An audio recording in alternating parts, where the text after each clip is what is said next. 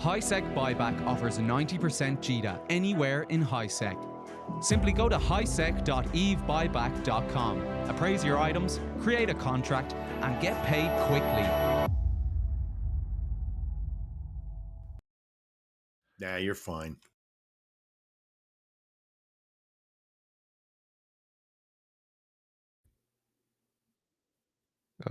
Welcome to TIS, a show about EVE Online. So today we're going to talk about 2 battle reports and the stolen Keepstar. So I'm Shen, your host today, and alongside with Nick. How you doing, everybody? Also Artimus. Howdy, howdy. Okay, so we're going to start with a battle report. So that will be the battle report between Rote Kapelle and other groups in Pochven.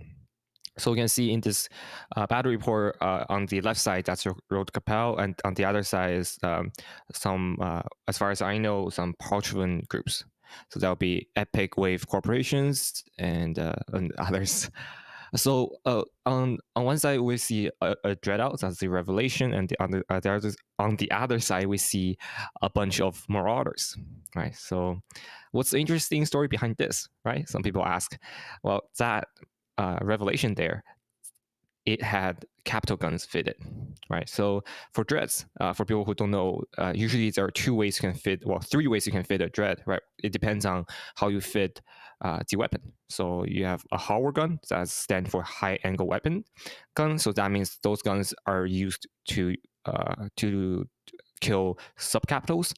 So they have really good tracking, but less damage compared to the other 2. So the other 2 are the short range and long range capital guns.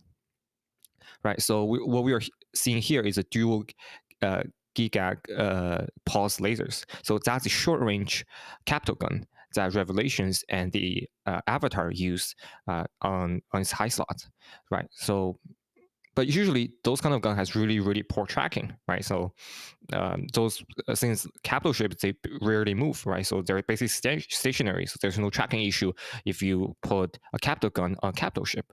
But now we have capital guns on a sub-capital ship. Some people ask, like, some people maybe ask, why is that the case, right? Because what we're seeing right now is a Marauder. What's the thing about Marauder? It can fit a Bastion module. What's the thing with Bastion module? It will basically stop the ship and add like incredible amount of mass to the ship, so you cannot move while you're in Bastion. Okay, so and that makes the capital guns not only able to track but hit like a freight train. Exactly, and the capital gun was something like the Revelation. It can go up to 10,000 DPS with short range capital gun if it's properly fitted. I mean, we're seeing a T2 gun, so that means that's a good sign. And if it has like some faction mod fitted in the low slot for weapon upgrades, it will easily exceed 10k damage, 10k DPS basically. So we were seeing, so that would be I think 9 Vargas. Yeah, that'll be 9 Vargas. So out of the 9 Vargas, I think 8 of them is fitted with 1400 artillery, and 1 of them is fitted with 800 repeating. So I think they're standard for doing sites in Pochven. I think 1 of them is called World Arc or something like that. Like, I'm not really familiar with Pochven, but yeah. I was about to ask, like, Marauders, they are very popular, but they're typically popular solo or in small groups. It's not often you see 12 Marauders all in one place where a Dread could just warp in and land. And that's something we should mention. In addition to the Marauders having this Bastion module, which holds them in place, the Revelation also has its Siege module, which holds it in place. So this Revelation wasn't warping around, picking off one Marauder after another. All these Marauders were together.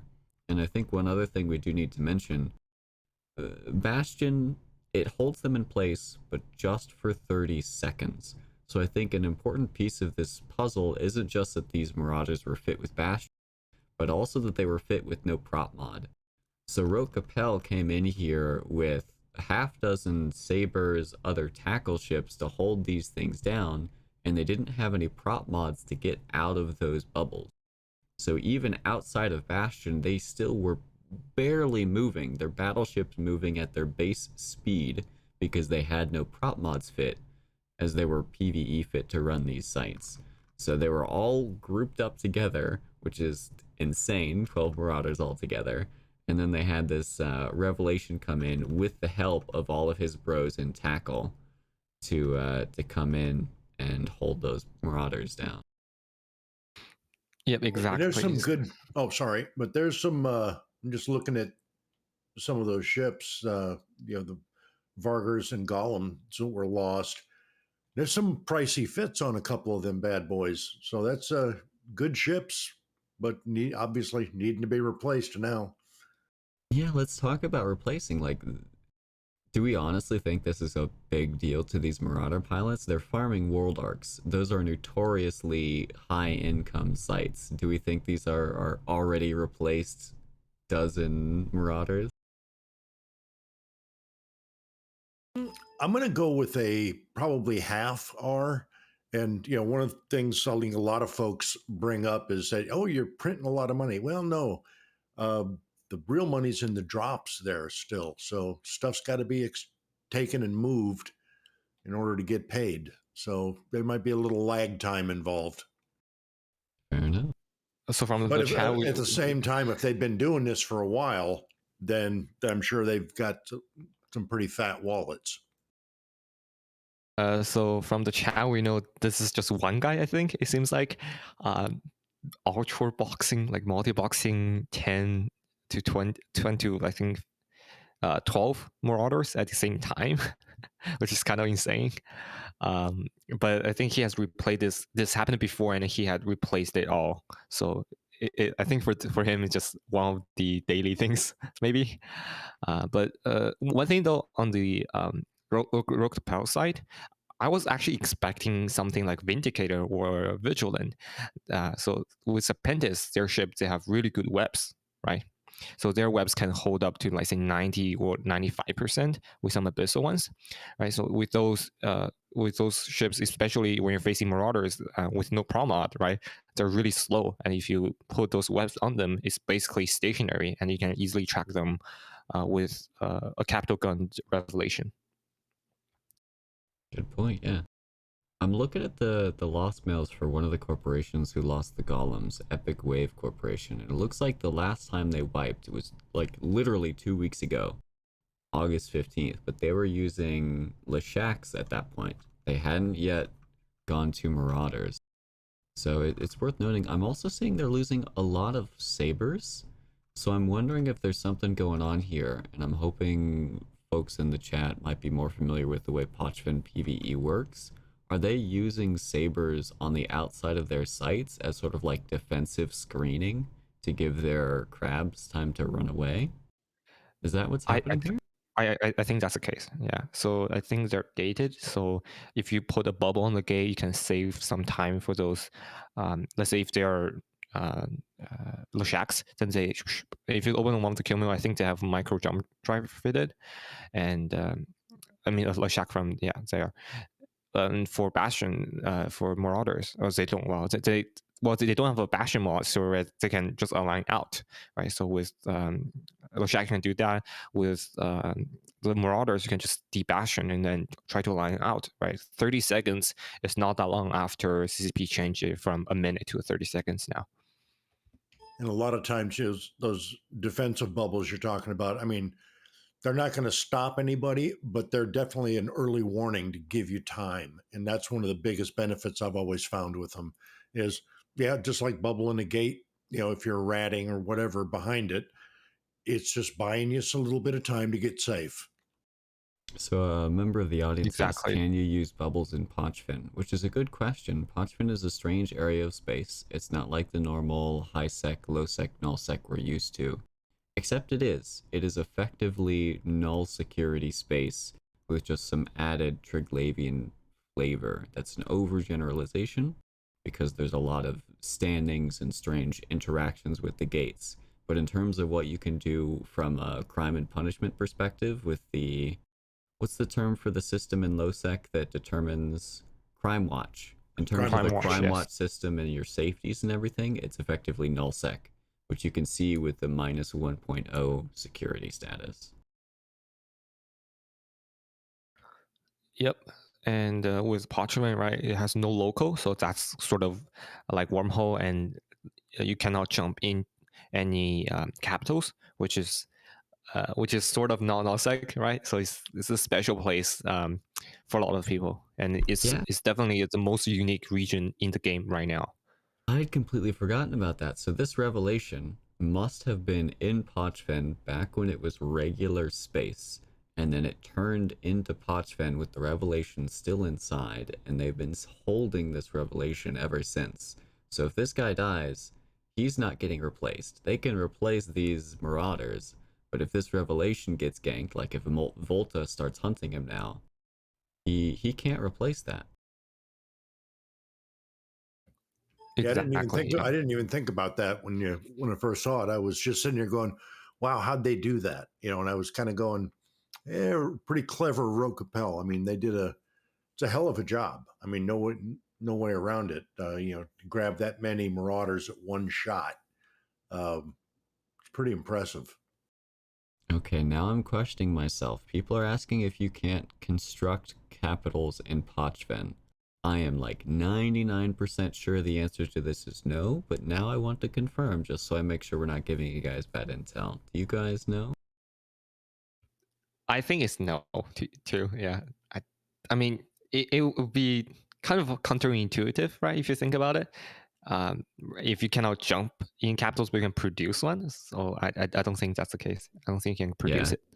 Eve University Wiki coming in clutch. Capital ships cannot be manufactured inside of Pochven.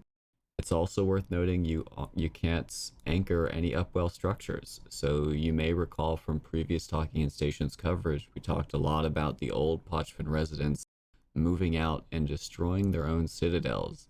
And part of the reason that was such big news is because the citadels, similar to this revelation, could not be replaced after they were destroyed. It's Yeah, interesting exactly. in chat. Funkert mentions that some sources say that he's sinoed out, which I imagine you can do to depart the area, but you can't come in. So that would be a nice bit of info to try and get confirmation on. That's a pretty cool idea.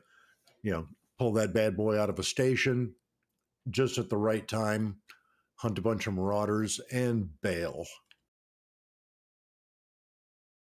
Yeah, Yeah, it's interesting that he would Sino out because that he can't get back in. Like he said, you know what? I just killed a dozen marauders. I'm happy with that. I don't need any more. Like that, I would probably make a different decision, but I don't know for sure. Like that's a pretty big. He's just effectively solo. He had a lot of help from Tackle, but in terms of the stuff that did the killing, what made this possible was the fact that he had that revelation. So if that revelation isn't in Pochven anymore, this battle report never happens again. Not to the same degree, unless someone else Yeah. happens to have one chilling in a station somewhere, which is for the number of Pochven systems that were, 0.4 and below, basically Lowsec. That's a possibility. Yeah, but if you think about from the pilot perspective, right? So if this is a big thing, right? When you killed, I think 12 marauders or 30 marauders in one day, right? That's gonna make the news, and it's in Portugal and it's killed by a capital ship, right? So I think after this, people are gonna be hunting him if he doesn't sign out, right? So I think that's a smart move on his part to not get his revelation in trouble, because nowadays, since the industrial change, revelation as a dread out is getting harder and harder to replace by the days. Yeah, and I'm curious how much money this guy made. If they managed to hold the grid after killing all of these marauders, they were all fit with a lot of faction, dead space, and abyssal modules. And it's something we should mention on the value of these lost mails. They're fit with abyssal cap batteries and abyssal damage mods. Both of those are the more expensive abyssal mods because they are so highly sought after.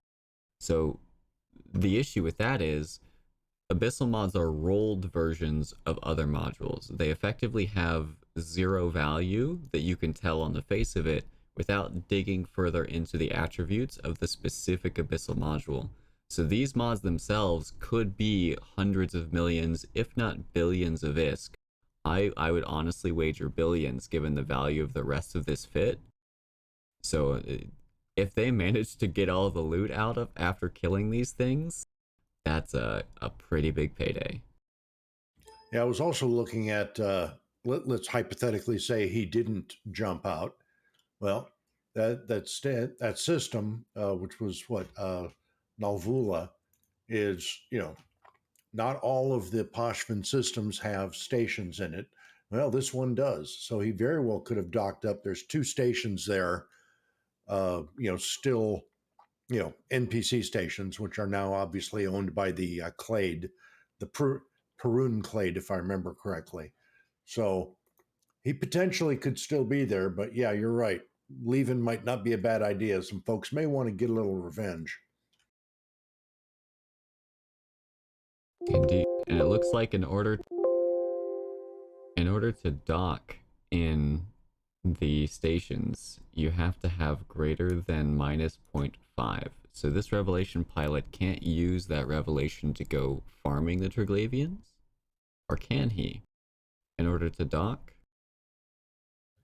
I mean, not it's really up to sure. his standing, right? So, I mean, killing people who hunt them, I don't think that really affect your standings with the Triglavian, right? Because there's no interaction between the Dreadout or the Dreadout pilot with Triglavians themselves. But it's more, it's PvP, it's not PvE. So, yeah. We had a question in chat. Can you anchor a pause? I'm trying to find it, and I cannot find it for sure. If you can anchor a player-owned starbase in Pochven. I'm pretty sure it falls under the same rule of no player anchorable structures, but I obviously could be very wrong about that. Yeah, it might be a situation where they destroyed all the moons. That's something that CCP did back when they introduced shattered wormholes, which are a special kind of wormhole that you're not supposed to be able to live in, even more than the original wormholes. And the way that they prevented people from anchoring structures originally, because these came out before citadels, is they just said, there are no moons in these systems. And these systems had moons prior, so yeah, good question. I don't know the answer to that one.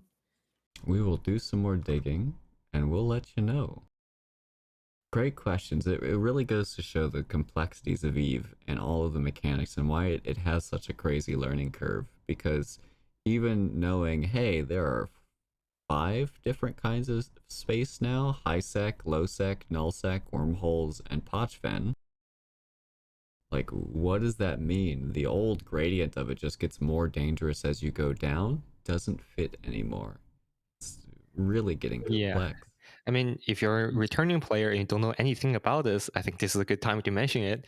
Carnero will be running a stream with CCP, on CCP's Twitch stream on this Friday at 1800, right? So if you're a returning player, you don't know anything about, let's say, Pochven or recently the industrial change, right?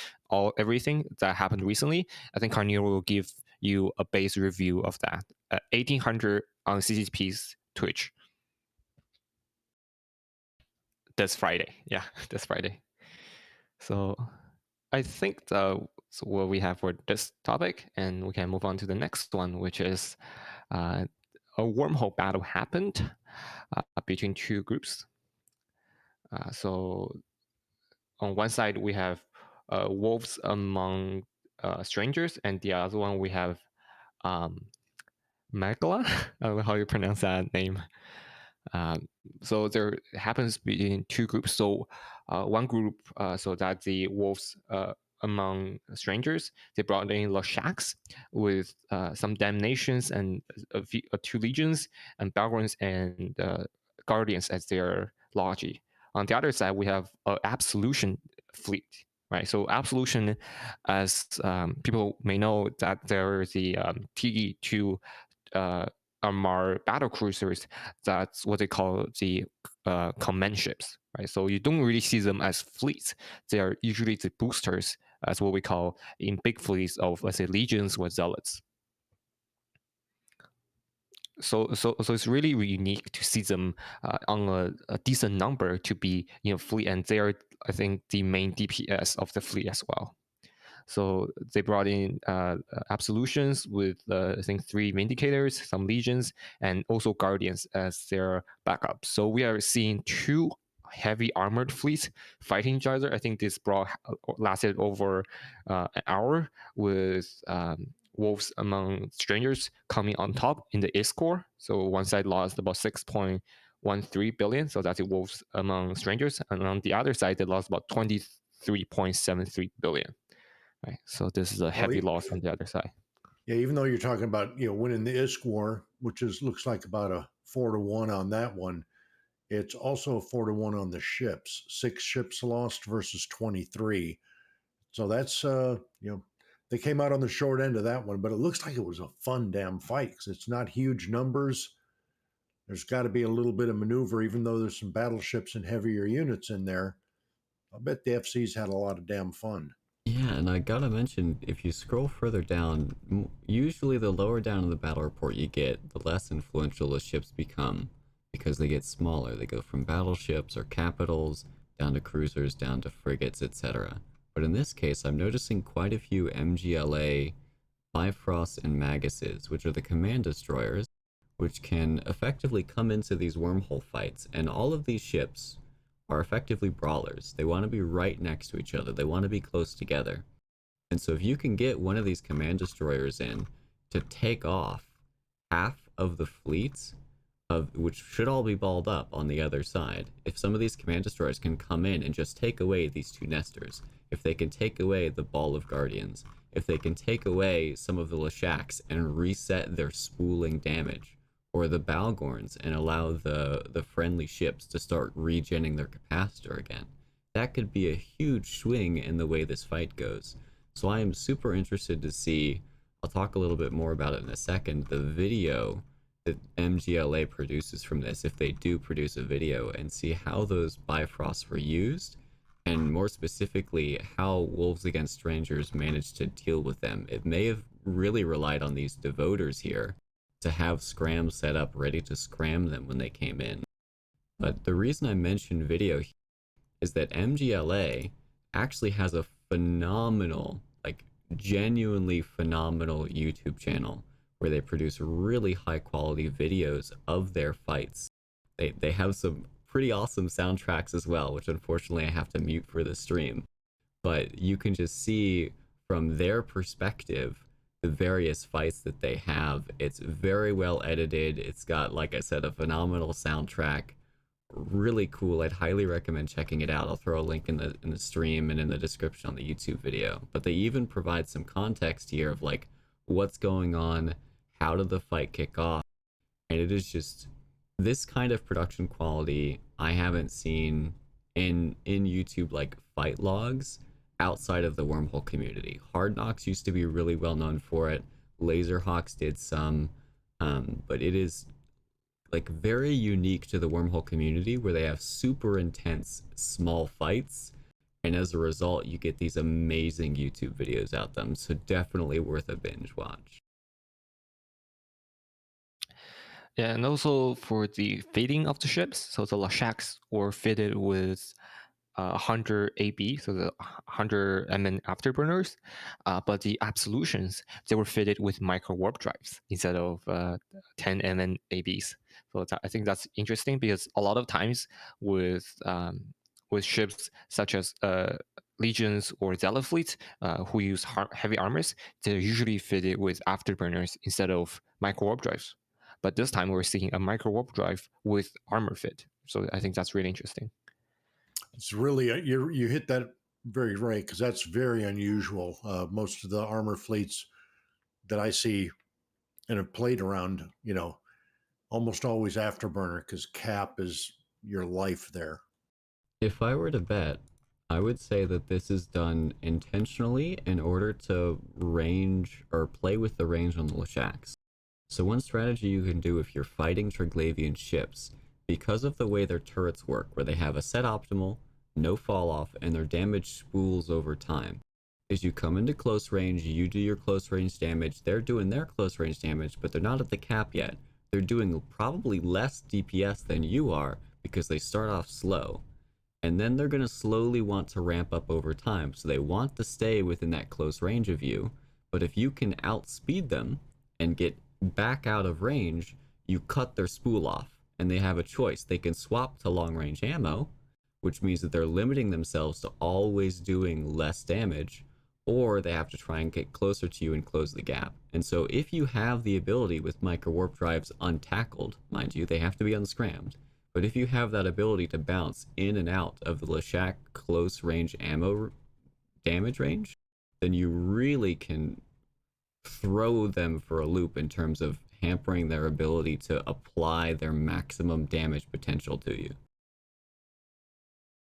Yeah, Dirk in the chat, sorry for minor change of topic, but something you had mentioned earlier about the MGLA YouTube channel and the other really quality productions out there. No, we didn't forget Rooks and Kings at all. There's probably not a whole lot of us that remember them though. And Rooks and Kings, I feel like, is the exception rather than the rule in terms of case-based fight footage videos.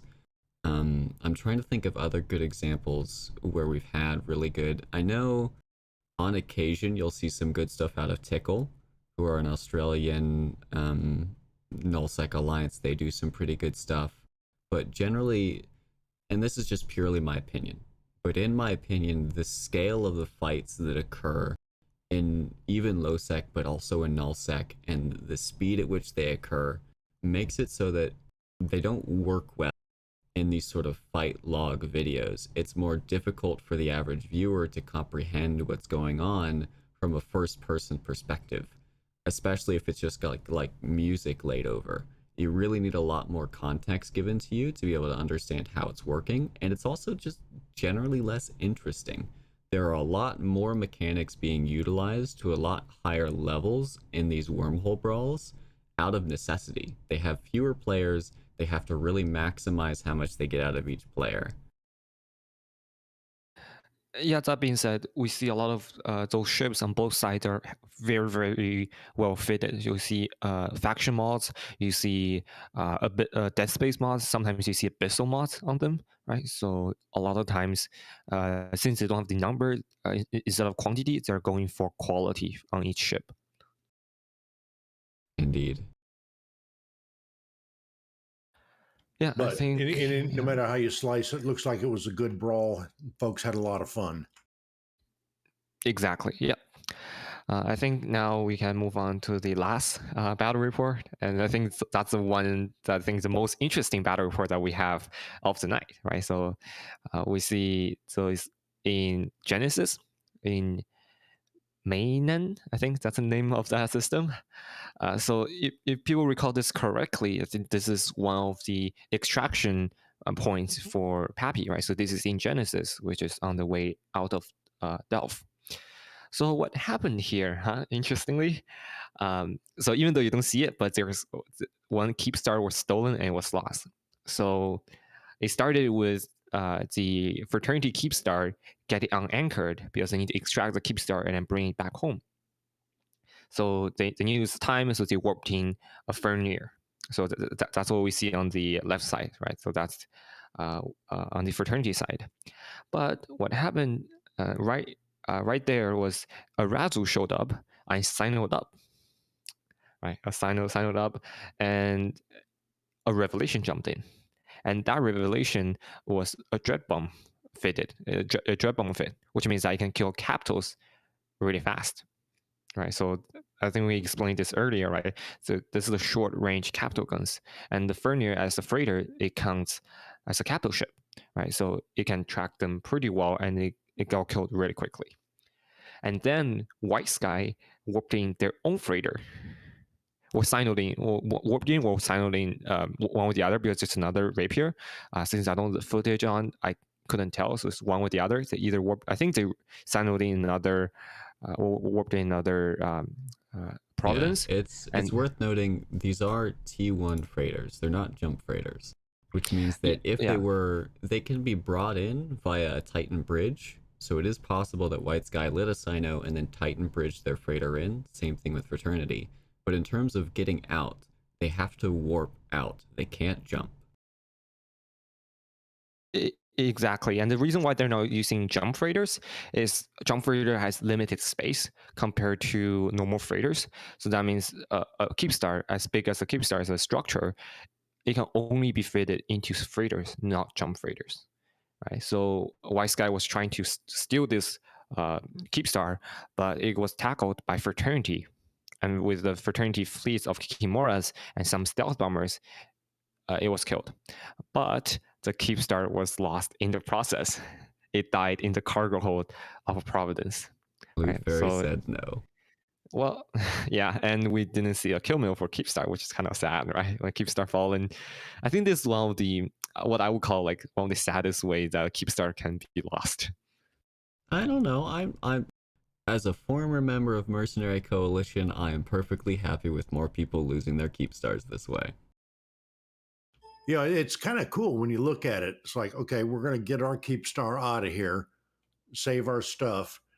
You get it loaded up, unanchored, gets loaded up, and bang, Arazu brings in a revelation, pops your stuff, in comes an enemy freighter, because the Keepstar could have died when the Fenrir died, but it didn't. It dropped. So they were able to pick it up and then counterattack, get counterattacked, and lose it there, and it died all at once. It very well could have dropped one more time. I think it's correct that once. I think what happened was the Fraternity person who were in the freighter was smart enough to not pick it up. Right. So if you see it, it didn't have a Keepstar in it. So therefore, because I think that freighter pilot knew that there's a chance if she pick it up and he will get killed, like 99% of the chance, right? You see a dread bomb, or you see a dread bomb right in front of a freighter, that freighter is not going to last, right? So he knew that no matter what, he's going to die. So there's a chance someone else can warp in another freighter to pick it up later on, because that revelation is going to die no matter what too, right? When you see a fleet of Kikimuras, that revelation is not going to stay. I gotta give a shout out. I completely missed that Keepstar wasn't picked up by the first freighter. Nice catch on that. I gotta give a shout out to this stiletto pilot. Like, never not get on the kill mail. I'm disappointed, quite frankly, with the trigger discipline of the rest of this Fraternity Kikimora fleet. Like, you see this freighter dying, it's probably got a Keepstar in it, and you don't shoot it? What are you doing, guys? Think of your kill board. No, well, when the Keepstar is unanchored, it's gonna be in a small box, right? Just in a small cargo container in the middle of space. That's when you see a Keepstar getting unanchored, and people probably can see that this freighter has not picked up because the cargo container is still in space. If it's not, that means it's already cleaned. That means it's already picked up.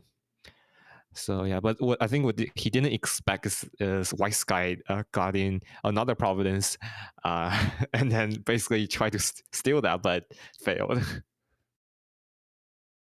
Oh, that's great. All right, well, this is some stuff going on with PAPI and their extraction from the area of fighting down in Delve up to their home regions. So in this case, it was Fraternity.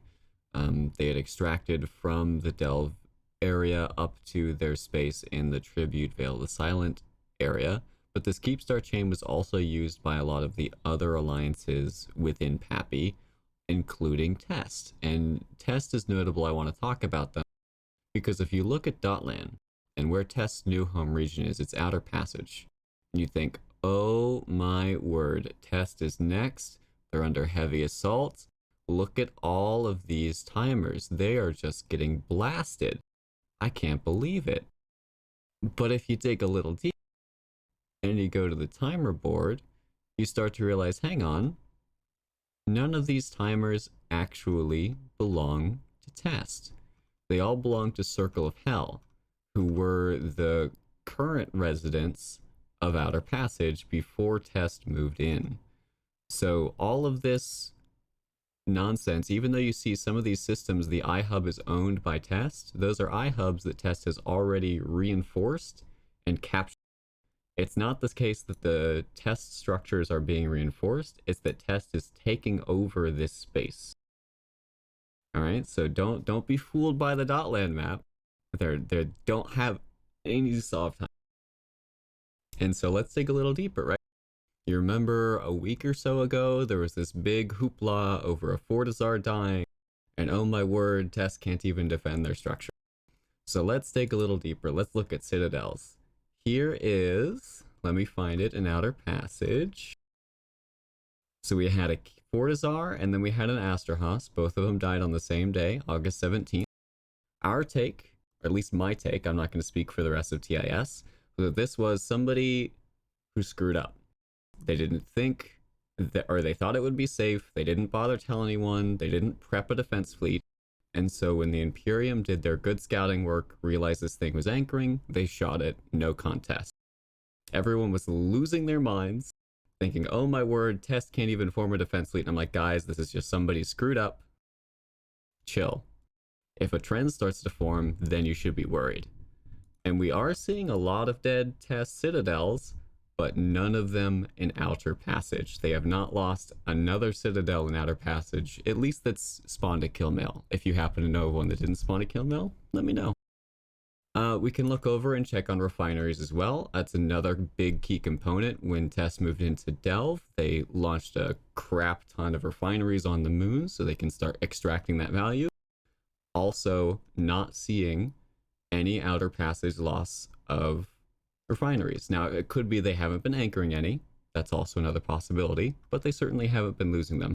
I tried to pull up the search for engineering complexes, but unfortunately Zkill isn't particularly happy with me. So there is a small possibility Test is just losing a crap ton of Raitarus and Asbels and Sotios, and my entire point here is moot. But from as far as I can tell, Test is just walking in here in Outer Passage, cleaning up all the old Sov, anchoring their structures, and they haven't been getting a big butcher's bill to do it.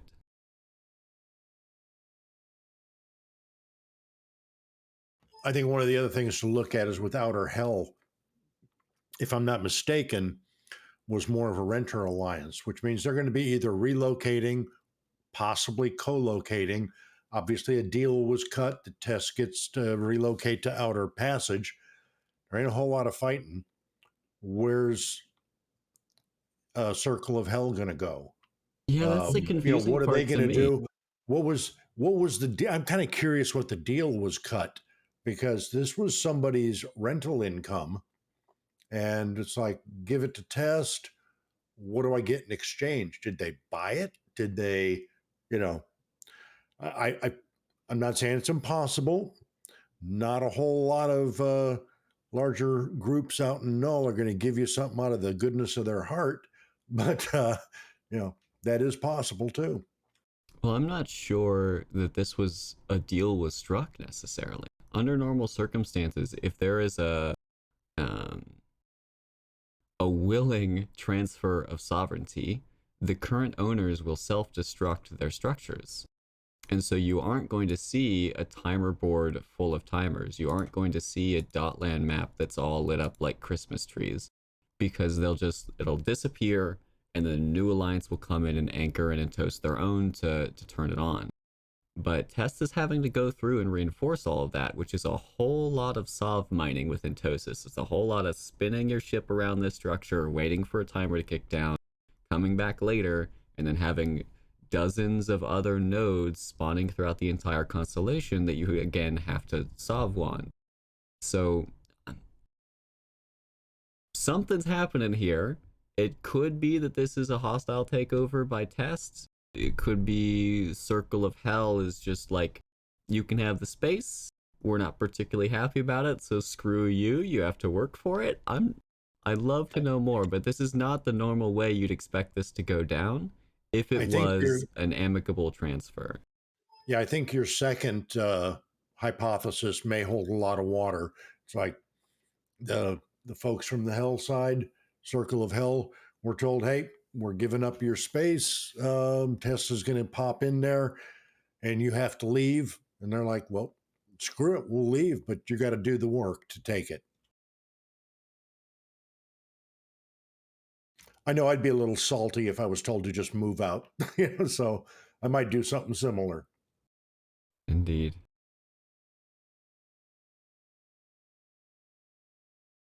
So I figure another 30 days for Tess to get situated here, probably 3 weeks for the goons to clean up Delve and Bastion get not entrenched, but set up in Fountain.